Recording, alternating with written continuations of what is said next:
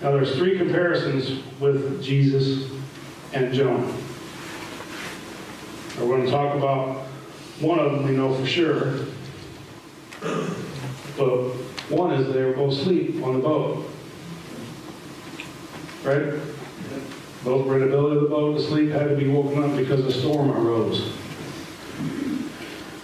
Their actions caused the storm to stop. It was different, but it happened. Jonah knew immediately, hey, you throw me over, this will stop. I'll stop the storm. Jesus just got up and said, stop. You know, different, but the event happened as the same event. Both were 3 days and 3 nights in darkness. Jonah was in the fish, boat, whatever, the whale, whatever you want to call it. Jesus was in the heart of the earth. There's a third, not very well-known comparison we'll get into. So, 2 Kings 14, 23 through 24. In the 15th year of Amaziah, the son of Joash, king of Judah, Jeroboam, the son of Joash, king of Israel, came the king of Samaria, and reigned 41 years, and did evil in the sight of the Lord. He did not depart from his sins of Jeroboam, the son of Nebat, who had made Israel sin. Why is this in here? Because the Bible is descriptive. It tells you exactly what happened, when, who was in charge, what was going on. You could actually figure this stuff out. There were, before Israel actually was officially dispersed, there were wars. Not only did they separate, you ever get in, you marry somebody, and it gets so bad where you get a divorce, then you become enemies. You end up fighting. And it used to like, you know, you stood in front of God and the world and said, I love this person more than anything. I'm going to stay with him through thick or thin, whatever. And now you hate him. You ever notice that? That's a consequence of divorce.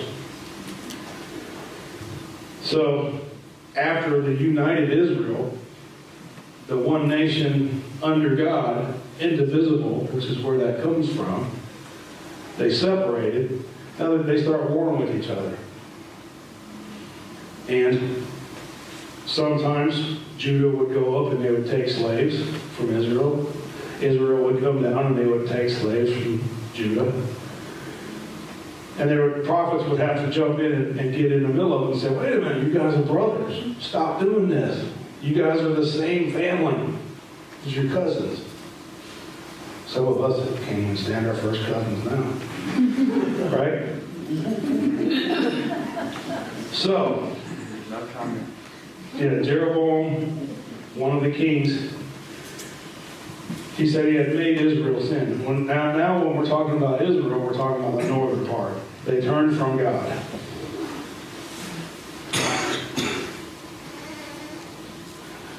Then he restored the territory of Israel from the entrance of Hamath to the sea of Arabah, according to the word of the Lord, which he had spoken through his servant Jonah.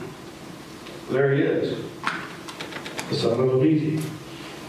The prophet, who was from Gath Helper, for the word saw the affliction of Israel was very bitter, and whether bond or free, there was no help for Israel.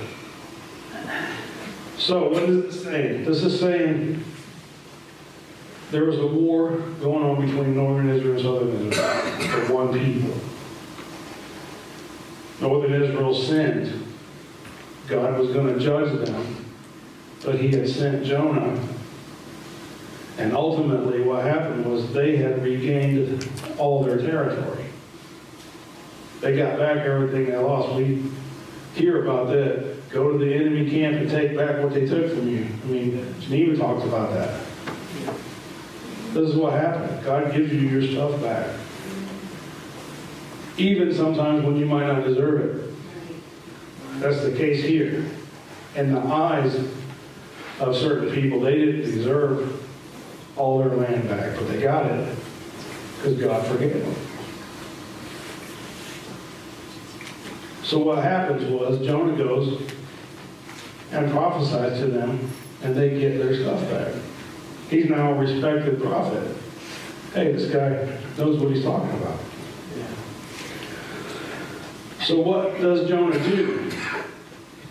He knows he's a prophet. He just witnessed Jeroboam got all his stuff back. And they turned against God. Now, I'm being asked to go to Nineveh and tell them to repent. If they repent, they're going to turn back to God. And I don't want that to happen. Does that make any sense? Not on the surface, does it? But Jonah was a prophet. He knew the future. God let him see what was going to happen. And 40 years, according to those dates I just showed you, 40 years from the time that Jonah walked into Nineveh, a new king was ruling over Assyria, which Nineveh was the capital. Here's these dates. Nineveh was the capital. A new king rose up that didn't know what the other kings knew, and they went and they enslaved and captured the northern Israelite tribes. The very people that just repented and turned back to God in one generation forgot him again and went and enslaved the 10 northern tribes, and then they got dispersed. It's like they just vanished off the face of the earth. Jonah knew that was going to happen. So he was thinking, if I tell them to repent, they'll repent. And then in one generation, all of my brothers are going to be enslaved. So I'm going to run the other way. I'm not going to warn them. I want God to destroy them.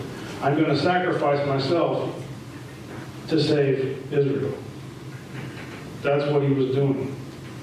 In his own way, he was trying to sacrifice himself to save something. That's the comparison of Jesus.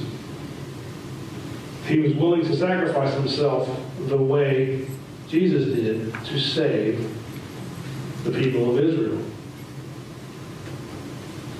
Does that make sense?